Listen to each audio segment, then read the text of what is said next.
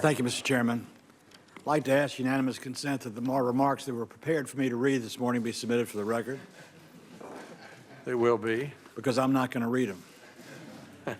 I have a unique honor and privilege to introduce a friend of mine for 30 years, someone I know to be a great politician, a great practicing legislator, a great family man, a great community servant, and a great friend of mine. It's an honor for me to do so.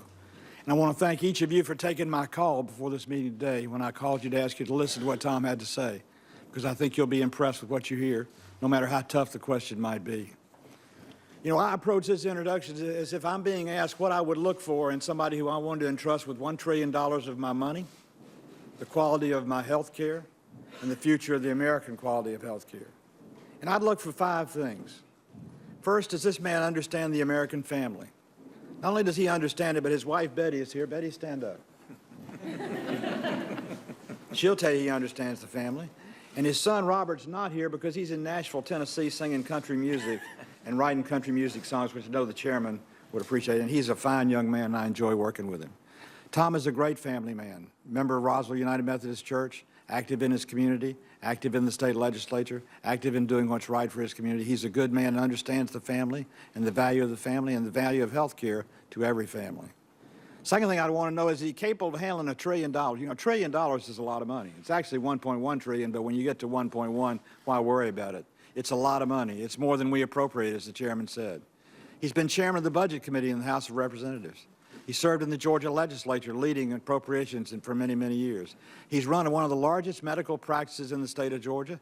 In fact, Tom Price is one of those people that put together what's known as Resurgence Orthopedics. They happen to be my doctors. In fact, they saved my son's right leg 26 years ago in a terrible automobile accident.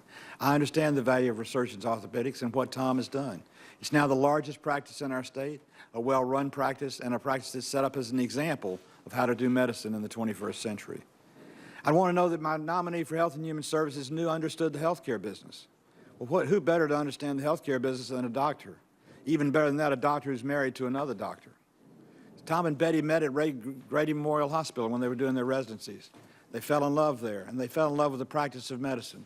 And I've watched them over the last 30 years participate in activities in our state, whether elected or not, that contributed to the betterment of health care in our state, the betterment in hospitals like Grady Memorial Hospital, which is the largest crisis hospital and trauma center we have in the state of Georgia, saving lives every single day. They would have probably not been there today had it not been for people like Tom Price, who gave of his time and his effort to see to it we raised the money necessary to keep Grady open.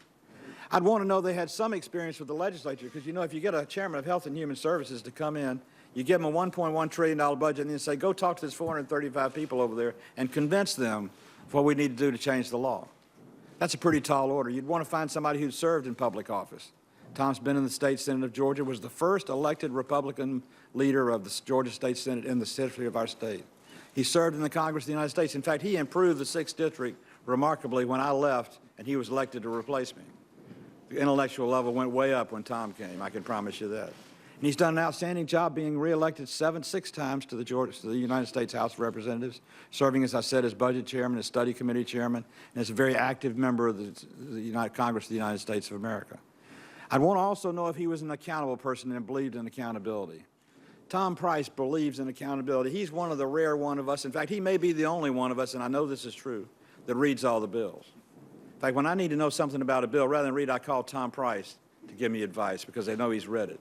Sometimes he's boring, but he's always knowledgeable. And it's because he does his homework, he does it right, he believes in his responsibility. Now, I'm going to mention a couple of things that have been said negative about Tom, and I want to address them straight up because they're wrong. In fact, I did on the floor of the Senate yesterday afternoon when Chuck Schumer took this case of Zimmer Biomet and tried to make it into a major case. Zimmer Biomet is a 26-share stock that Tom Price's broker who manages his account bought for him at a time Tom was unaware of the purchase. It was 2 months after the House had acted on a medical device bill. There's a term of art called desperate impact, where you take 2 facts that are unrelated and you put them together to indict somebody for a wrong, when in fact nothing wrong was done at all, and that's the case there. The Zimmer Biomet, a $2,674 stock purchase, took place without Tom's knowledge because his account is managed by someone else. His knowledge of that purchase took place 1 month later after the disclosure was made. He didn't even know about it at the time that it was made. So the allegations that were made yesterday on the floor of the Senate are patently wrong by taking two correct things, putting them together to make an incorrect thing. Now, second, something else has been said that I have working knowledge of. Tom was accused of not being for saving Social Security for seniors. Now, I'm 72 years old. I ain't going to stand up here and try to get y'all to prove somebody's not going to protect Social Security, because I got some of it. But let me tell you a little story about Tom Price.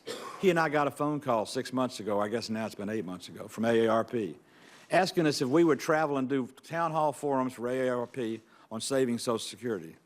Now, why would somebody call Tom Price, a congressman, or Johnny Isakson, a senator, to be the organization that represents seniors, to go on the road and do town hall meetings about saving Social Security if they weren't for saving Social Security? It's just incongruent, and it doesn't make any sense.